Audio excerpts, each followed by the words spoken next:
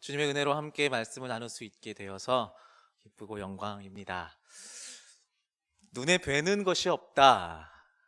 눈에 뵈는 것이 없다. 라는 뜻이 어떤 뜻인지 다 아시죠?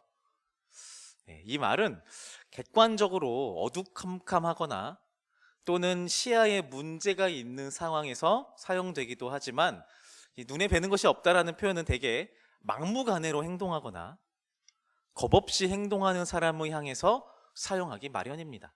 실제로 이 표현을 이제 사전에서 한번 찾아보았습니다. 눈에 뵈는 것이 없다 이렇게 검색했더니 이렇게 나오더라고요. 사리 분별을 못한다. 사리 분별을 못한다.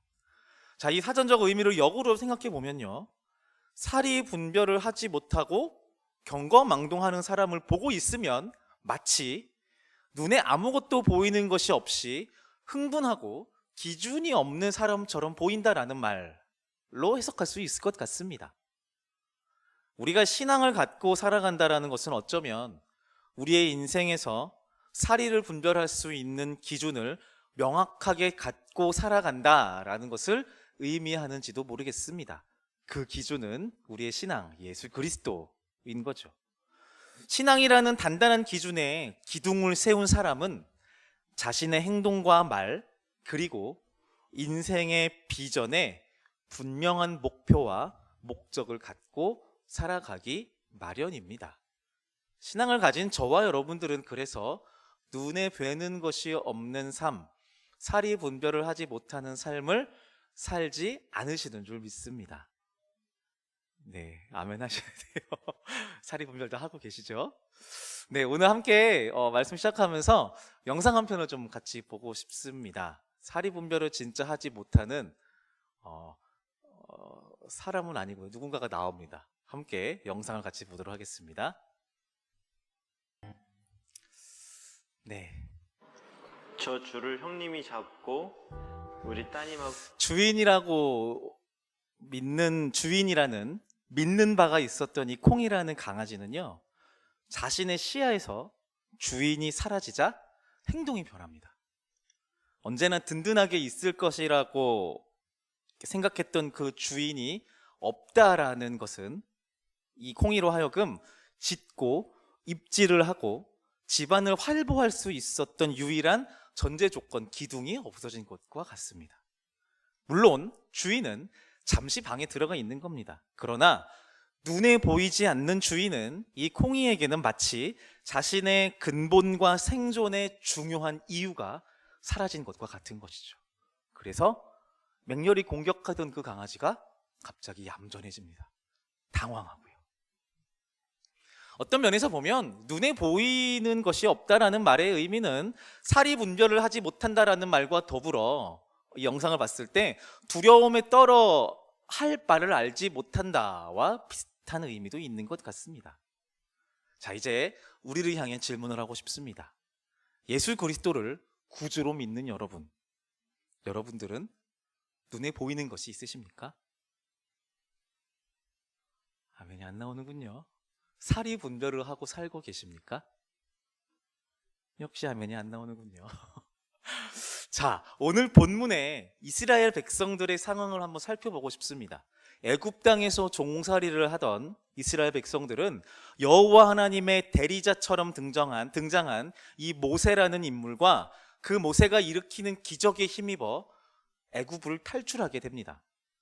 모세라는 사람은 주구장창 여호와 하나님의 이름을 계속해서 반복해서 이야기하면서 그의 이름과 그의 능력으로 말미암아 우리가 애굽에서 탈출한 것이고 그 여호와 하나님이 우리를 인도할 것이고 그 여호와 하나님이 우리를 젖과 꿀이 흐르는 땅으로 인도할 것이다 라고 계속해서 말합니다. 그리고는 무슨 일이 있어도 절대로 그 여호와 하나님을 떠나지 말라라고 명령하고 가르칩니다.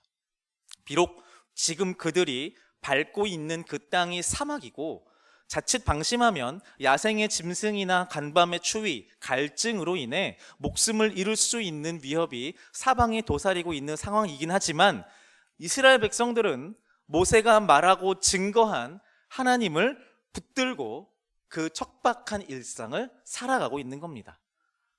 출애굽 시대의 이스라엘의 이 이야기를 보면요, 어떻게 보면 신화 속에서나 등장하는 것 같은 아슬아슬하고 긴장감 넘치는 신화처럼 보이기도 하지만 실제로 그 당시를 살았던 그 이스라엘 백성들, 광야 위에 살았던 이스라엘 백성들의 그 심정은 지금 이 시대를 살아가는 저와 여러분들의 심정과 그렇게 크게 다르지는 않을 것 같습니다. 물론 우리는 간밤에 갑자기 큰 추위가 찾아들어 얼어 죽지 않을까, 날짐승의 공격에 우리의 생명이 해당하지 않을까, 이런 걱정을 하지는 않습니다. 그러나 어쩌면 그와 필적한, 아니 그보다 더 두려운 미래에 대한 두려움과 현실 상황의 압박들을 견디며 하루하루 살아가고 있죠. 심정적으로는 비슷할 것 같습니다. 우와, 나를 지켜주는 그분이 아니면 당장 죽어도 이상할 게 없겠구나. 우와, 그분 아니면 나는 이 광야에서, 이 일상에서 죽을 수밖에 없겠구나. 우리 역시 만군의 여호와 하나님을 믿는 그 신앙을 갖고 있지만 당시 이스라엘 백성들처럼 하루에도 12번씩 건강의 위협과 관계의 긴장감, 장래에 대한 두려움에 몸서리치는 인생임을 우리는 인정할 수밖에 없습니다. 그래도 일주일에 한 번이라도 신앙생활을 통해 우리가 하나님 안에 속해 있는 사람이라는 것을 확인하고 붙들고 살아가죠. 코로나로 인해 신앙생활이 힘들어졌다라는 말의 의미는 아마 여기에서 그 기원을 찾을 수 있지 않을까 싶습니다. 그 한 번이라도 하나님을 확인하고 내가 주님 안에, 하나님이 내 안에 있다라는 것을 확인하는 그 시간을 박탈당했다라고 여겼던 그 시간들을 우리는 보내왔던 거죠. 정말 힘들었을 것입니다. 참 막막했었던 것 같습니다. 요점이 무엇이냐? 반복하지만 비슷하다라는 말입니다. 3000년 전이나 지금이나 피조물인 인간이 처해 있는 삶의 현실인 그 안에서 신앙을 갖고 살아가는 방식, 그리고 그 안에서 충돌되는, 유혹당하고 그것을 이겨내기도 하고 때로는 유혹에 빠져서 침륜에 빠지기도 하고, 이러한 삶의 패턴들은 그때나 지금이나 별로 다르지 않다라는 거죠. 자, 다시 돌아와서 이 긴장 속에 광야를 걷는 이스라엘에게 충격적인 사건이 벌어집니다. 우리가 잘 알고 있죠. 그들의 눈에서 하나님이 사라진 것입니다. 네, 애시당초 그들의 눈에 하나님이 보이지 않았습니다. 대신 하나님의 대리자가 항상 그들 옆에 있었죠. 누구죠? 모세입니다. 그들의 지도자인 모세가 어느 날 말 한마디 남기고 산으로 떠나버린 겁니다. 모세를 통해 간간히 확인할 수 있었던 하나님이 이제 더는 그들의 눈에 보이지 않게 된 것입니다. 그들이 경험했던 수많은 기적과 그날 아침에도 먹었던 만나와 메추라기, 지금 눈에 보이는 구름 기둥, 불 기둥이 있지만 정작 그들의 눈에 지금 모세가 안 보이는 겁니다. 그리고 이 상황을 이들은 즉각적으로 이렇게 판단합니다. 하나님이 사라졌다. 자, 이때부터 이스라엘은 눈에 뵈는 것이 없는 행동을 시작합니다. 오늘 본문 성경 출애굽기 32장 1절부터 6절까지의 말씀인데요. 같이 한번 읽어보도록 하겠습니다. 시작. 백성이 아론에게 이르러 말하되 일어나라, 우리를 위하여 우리를 인도할 신을 만들라. 너희의 아내와 자녀의 귀에서 금고리를 빼어 내게로 가져오라. 아론이 조각칼로 새겨 송아지 형상을 만드니 그들이 말하되 이스라엘아, 이는 너희를 애굽 땅에서 인도하여 낸 너희의 신이로다 하는지라. 아론이 그 앞에 제단을 쌓고 이르되 내일은 여호와의 절일이니라 하니 이튿날에 그들이 일찍이 일어나 번제를 드리며 화목제를 드리고 일어나서 뛰놀더라. 그냥 읽어도 눈에 뵈는 것이 없는, 사리 분별 못하는 행동이라는 게 느껴지시죠? 마치 기다렸다라는 듯이 이들은 타락하기 시작합니다. 저와 여러분들은 금송아지를 만드는 이 출애굽기 32장의 이쯤의 그를 보면서 우상 숭배와 타락의 극치로 치닫는 이스라엘 백성이라는 편견을 갖기 시작합니다. 그런데 오해하시면 안 됩니다. 지금 우리가 이 장면을 볼 때, 이후의 판단을 볼 때 이 장면이 타락일 뿐, 당시의 이스라엘 백성들, 금송아지를 만드는 이 당시의 이스라엘 백성들은 이 행위가 타락인지 모릅니다. 무슨 말이냐? 당시에 가장 그럴듯한, 있어 보일 법한 신과 가장 가깝다고 비슷하다고 여겨지는 형상인 소를 선택했을 뿐입니다. 하나님이라 착각하는 그 송아지 앞에 나름대로 그들이 갖고 있는 것들을 다 모아서 최선을 다해 제단도 쌓았습니다. 그리고 제물을 잡아서 제사도 그럴듯하게 드렸습니다. 그리고 하나님께 예배한답시고 눈에 보이는 금송아지를 예배하며 진심으로 기뻐하고 춤췄다라고 성경에서는 기록하고 있습니다. 백성들은 그 송아지가 드디어 눈에 보이는 하나님이다라고 여겼던 거예요. 진심으로 최선을 다해 이제 드디어 눈에 보이는 하나님께 예배하기 시작했던 겁니다. 그들이 이집트에서 보고 들었던 신을 숭배하는 그 방법대로 하나님을 숭배했을 뿐입니다. 그러나 이들이 만든 송아지는 우상입니다. 네, 우상입니다. 그 소가 우상의 상징이기 때문에 금송아지가 우상인 것이 아닙니다. 하나님을 향한 의심, 이제 하나님이 보이지 않는다라고, 하나님이 우리를 떠났다라고 그 하나님을 믿지 못한 그 불신이 우상입니다.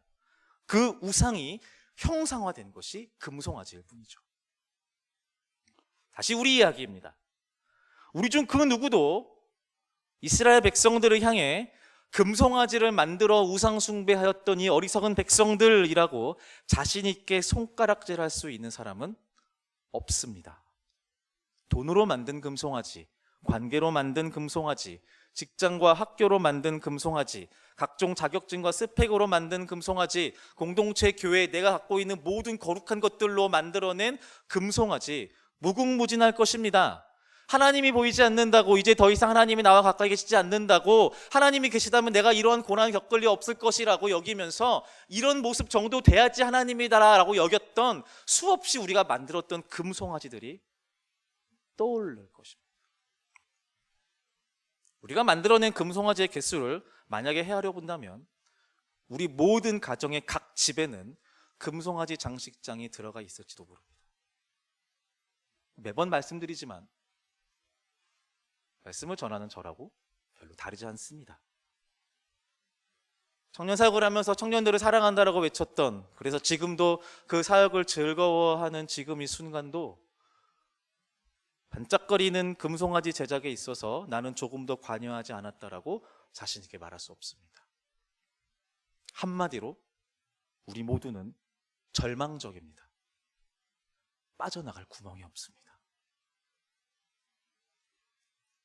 내 안에 믿음 없는 단 한 자락이 얼마든지 금송아지를 만들 수 있다는 것을 부정할 수도 없고, 그렇다고 눈에 보이시지 않는 그 하나님을 향해서 하나님 어디 계십니까? 라고 울부짖을 때 즉각적으로 반응하시지 않는 짓궂은 하나님을 그래도 나는 절대로 의심하지 않겠습니다 라고 확답할 수 있는 믿음도 우리한테 없습니다. 다시 말하지만 우리 스스로 이 믿음 없음의 문제, 그리고 그로 인한 멸망의 두려움을 우리 스스로 해결할 방법이 없습니다. 결국 이 문제를 해결할 수 있는 방법, 잘 들어보세요. 우리의 믿음 없음을 해결할 수 있는 유일한 방법은 우리 자신이 아닌 하나님께 있습니다. 이야기로 돌아옵니다. 먼저 하나님은 금송아지를 만든 이 상황을 아시고 무서운 분노를 드러내십니다. 10절의 말씀을 같이 한번 보도록 하겠습니다. 같이 읽어볼게요. 시작.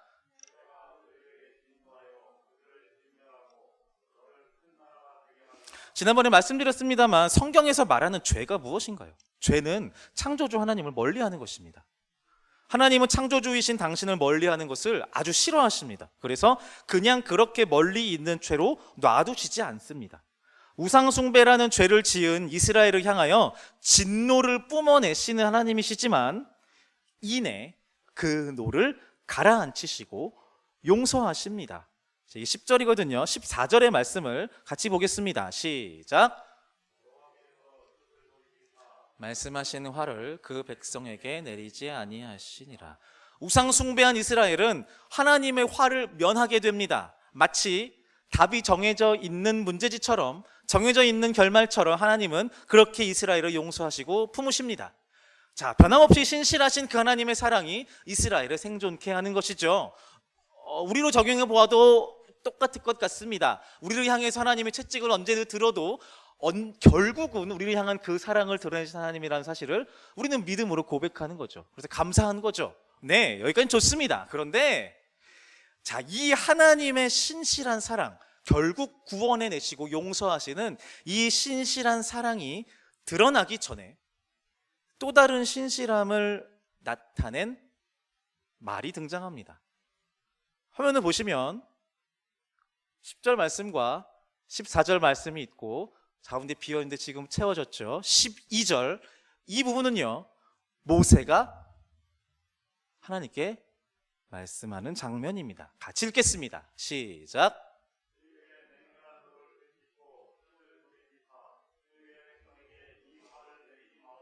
하나님 앞을 막아서는 모세입니다. 이 장면에서 우리는 이스라엘 백성을 향한 모세의 사랑을 엿볼 수 있습니다. 모세가 누군가요? 모세가 어떻게 이스라엘인으로서, 유대인으로서의 정체성을 갖게 되었었나요?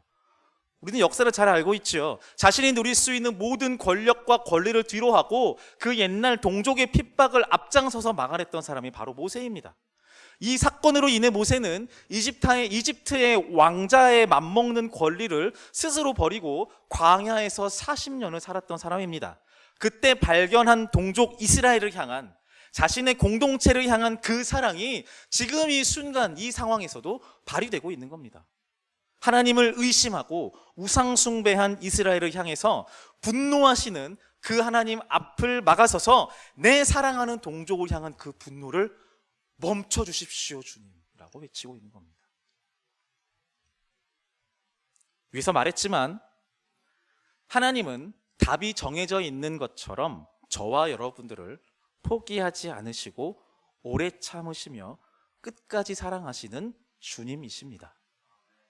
그런데 이러한 하나님의 신실한 사랑이 이스라엘 백성들 그리고 나에게 나타난 그 계기와 시작은요, 이스라엘을 향한 모세의 신실한 사랑이 발휘할 때라는 것을 우리는 기억해야 합니다.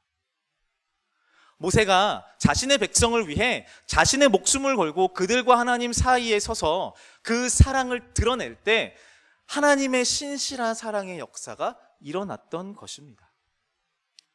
우리는 하나님과의 관계를 유지하는 것이 철저히 나 자신, 개인의 경건에 달린 것이라고 생각하는 경우가 많습니다.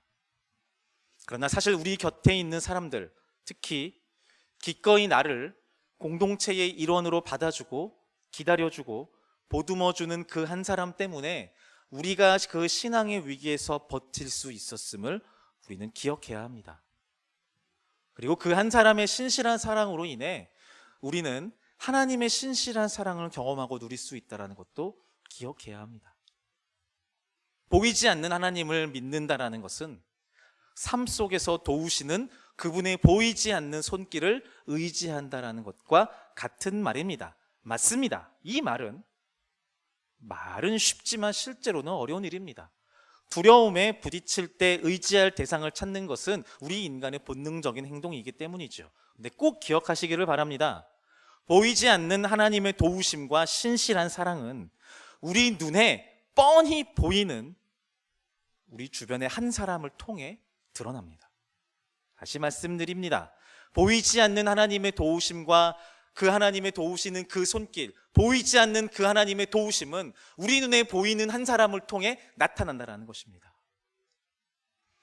우리의 구역장 권사님과 집사님이 나와 우리 가정을 위해 기도하고 연락해주는 아주 사소한 실천으로 우리는 하나님의 사랑의 그 끈에 연결되는 것입니다.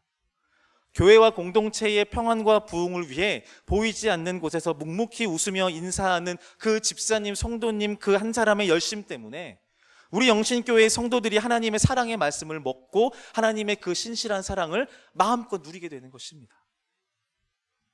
나 하나 살려고 애쓰고 기도하는 그 시간 때문이 아니라 나를 위해 희생하고 기꺼이 사랑하기로 결단한 우리 주변의 그 한 사람 한 사람 때문에 내가 하나님의 사랑과 연결될 수 있는 것입니다.